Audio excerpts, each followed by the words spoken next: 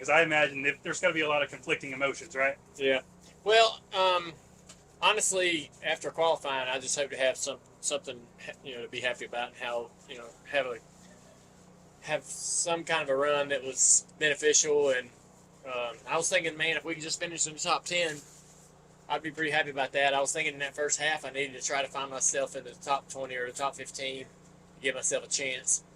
And we got to moving around there, and I was driving the car really smart straight off the corner, trying to be and I was watching guys lose a lot of drive, and I was having some fun trying to getting guys up off the bottom, and just kept kind of getting the cautions at the right time, and then ended up driving up the second there before halfway, and I was thinking, shoot, this has turned into something else, so this ain't about just trying to salvage a good run. We had a good enough car to win the race, I think.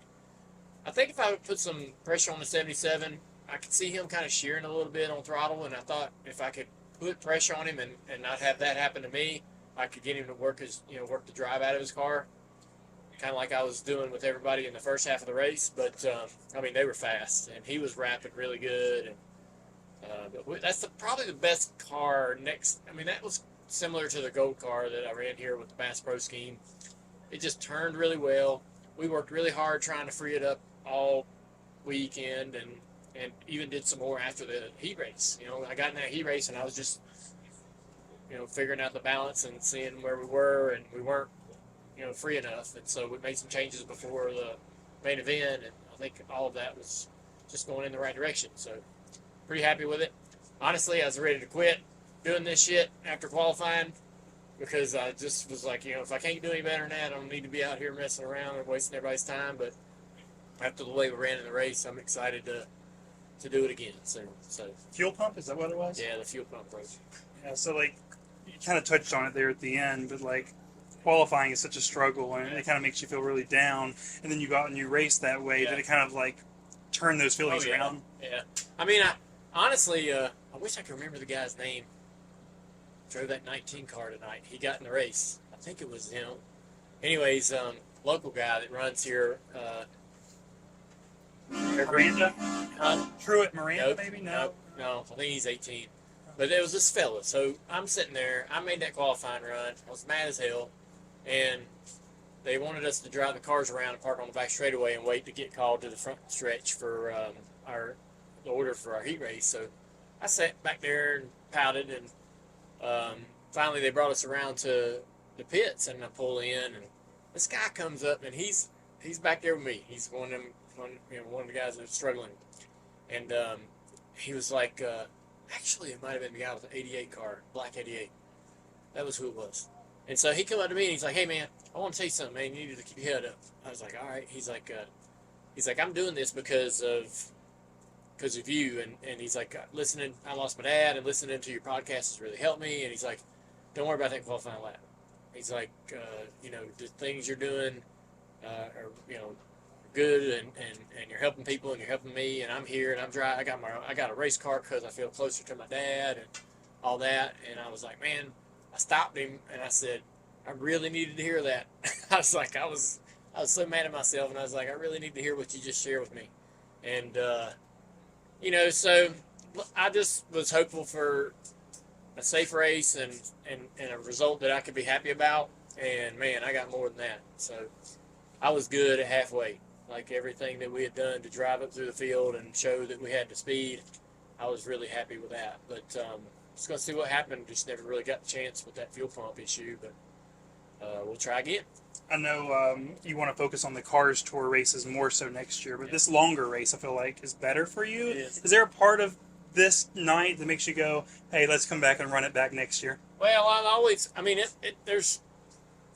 don't have it on the schedule right now, and but it's always an opportunity, or if we get through the year and things are good and it works for my family, and it's got to fit into every part of my life. And there's a lot of things that we put on hold to come run these races, and it also, we got guys that want to have some weekends off, and this team runs hard. They run full time with another driver, Carson, this past year, and Connor coming up this year, and we're going to try to run Caden Quapple some. We're going to try to run Wyatt some and some limited stuff maybe.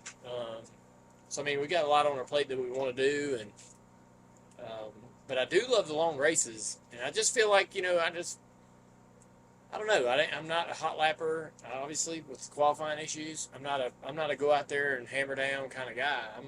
I get in a rhythm and find a really good. I can find how to work the car in a rhythm,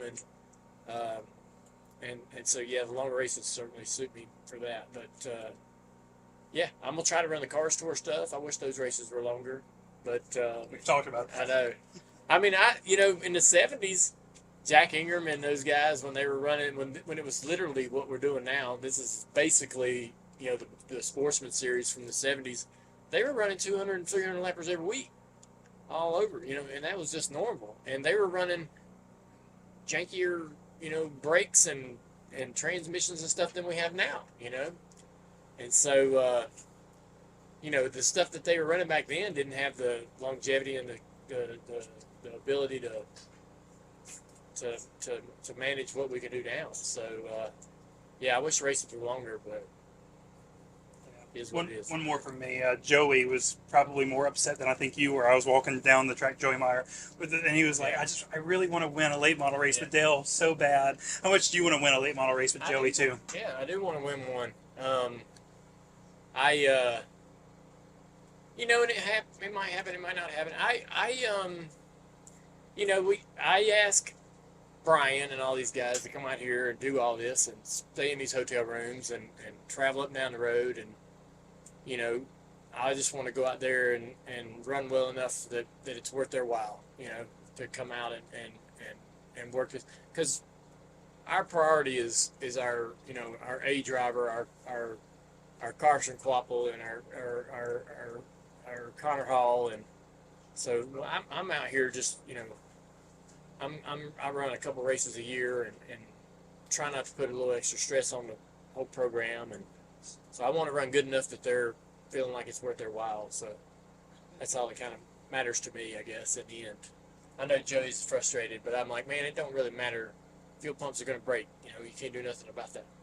Here, thank you. The halfway break. You've just gone from 40th to second. You get out and everybody's going nuts for you. With that car and this track, what was that moment like for you? Well, I'm hoping everybody was having fun. You know, we I guess they were, you know, just like me. Everybody's probably disappointed with the qualifying effort and having to start in the back of the field. But to be able to drive through the field like that was probably a lot of fun for folks to watch. And you know, when you put something like this together, it's a ton of pressure. And I don't know if I really realized that when I'm trying to put these things together, but when you get here and you're at the racetrack, you're like, holy shit, you know, there's a lot of people here that are really excited about this, and now we got to go out there and do something cool. And I was thankful that we were able to do that in the race, at least, you know, show that we could run up front and possibly finish in the top two. You know, this is a big moment for the fans, celebrating all the Bud 8 gear out there, Sea of Red. You putting on that fire suit and racing this car tonight, what were the emotions for you actually for this moment, getting to do that, you know, as the guy driving the car? Yeah, just trying to go out and make sure everybody that came out here was happy at the end of the day. Yeah, I don't know. I mean, there was a lot of people excited about it and showed up to see it run, and you didn't want to let them down. Final question. You mentioned you like the longer races. How would you like to work that into the Cars Tour schedule eventually? Yeah, I mean, I don't know if it makes sense. I have to talk to the other owners, and you know, try to do what the owners really prefer, and try to make it to where it's not more expense for them. I would love our races to be longer, but since we have two classes, we got a lot to get in for a night, so it doesn't really work to extend the race for one of the classes and make it a longer evening. And so, you know, that's probably, you know, one of the things that's probably one of the main reasons why we have it the way it is. Hey race fans, I'm Chase Folsom with Frontstretch.com. If you enjoyed the short track video you just watched, please be sure to subscribe to Frontstretch Grassroots on YouTube for more Cars Tour, ARCA, and other grassroots racing content. And as always, be sure to check out Frontstretch.com for all your racing needs.